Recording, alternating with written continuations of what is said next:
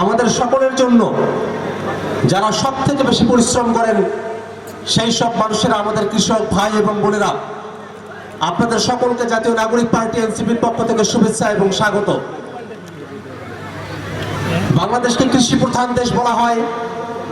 যে সময় থেকে আমরা কৃষি প্রধান দেশ বলি সেই সময়টাতে বাংলাদেশের কৃষি প্রধান ছিল। বাংলাদেশের জিডিপির একটা বড় অংশ সিংহভাগ আসতো কৃষি থেকে, কিন্তু সেটা কমতে কমতে জিডিপিতে কৃষির অবদান এখন তলানিতে এসে ঠেকেছে। এর পেছনে প্রধানতম কারণ আমরা কৃষকদেরকে নিয়ে সম্মিলিতভাবে ভাবতে পারি নাই। আমাদের কৃষিকে নিয়ে আমরা এখনো পর্যন্ত একটা আধুনিকায়নের জায়গায় আমরা কৃষিকে নিয়ে যেতে পারি নাই। আমাদের কৃষকেরা নিজেদের মতো করে এখনো পর্যন্ত বান্ধাতারা বনের পদ্ধতিতে তারা চাষাবাদ করে থাকেন।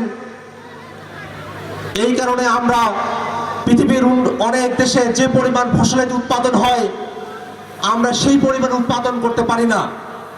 অথচ আমাদের জমিন এত উর্বর, এই উর্বর জমিনে আমরা যদি কৃষির আধুনিকায়ন নিশ্চিত করতে পারি তাহলে আমরা কৃষি উৎপাদনের স্বয়ংসম্পূর্ণ আমরা হতে পারবো। শুধু উৎপাদনের জায়গায় নয়, আমাদের কৃষকরা যখন তাদের উৎপাদিত পণ্যগুলো বিপণন করতে যান, বাজারে বিক্রি করতে যান, তখন তারা বৈষম্যের শিকার হন। অধিকাংশ সময়ই আমাদের কৃষকেরা তাদের ন্যায্য মূল্য পায় না। আমাদের কৃষকেরা উৎপাদন করে, তারা বেগুন উৎপাদন করলো, গ্রামে যখন বেগুনের দাম 10 টাকা, ঢাকায় কিন্তু তার দাম 80 টাকা। এই যে ভোক্তা এবং উৎপাদক তাদের মধ্যে ক্রয় এবং বিক্রয়ের মূল্যের এত ফারাক, এটাতে মাঝখান থেকে সুবিধা ভোগ করে যারা মধ্যস্বত্বভোগী আছে তারা।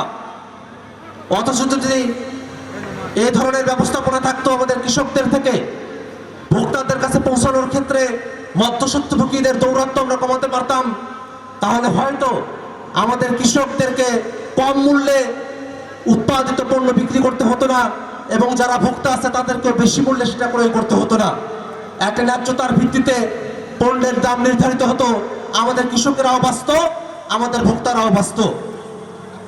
আমাদের কৃষকেরা নানা সময় ঋণ গ্রহণ করে থাকে, সেই ঋণগুলো পরিশোধ করতে পারে না জন্য আমরা অনেক জায়গায় দেখেছি আমাদের কৃষকদের অনেকেই আত্মহত্যা করেছেন।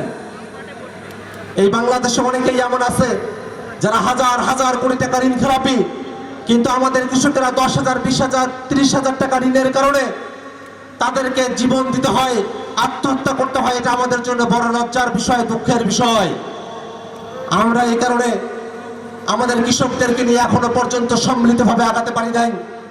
আমরা আমাদের কৃষকদের স্বাস্থ্যের দিকে যদি তাকাই আমাদেরকে ভয়ের মধ্যে পড়তে হয়। আজকে যারা বাংলাদেশে ক্যান্সার আক্রান্ত হচ্ছে তাদের বেশিরভাগই কৃষক, কৃষিকাজের সাথে সম্পৃক্ত।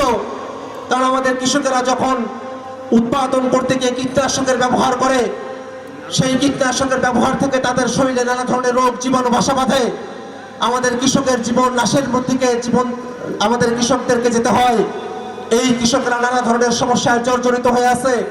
আমাদের কৃষকদের এই কৃষি প্রধান দেশের সমস্ত সমস্যা থেকে উত্তরণ করে কৃষকদের পক্ষে কাজ করার জন্য জাতীয় কৃষক শক্তি কাজ করে যাবে, এটাই আমাদের প্রত্যাশার জায়গা।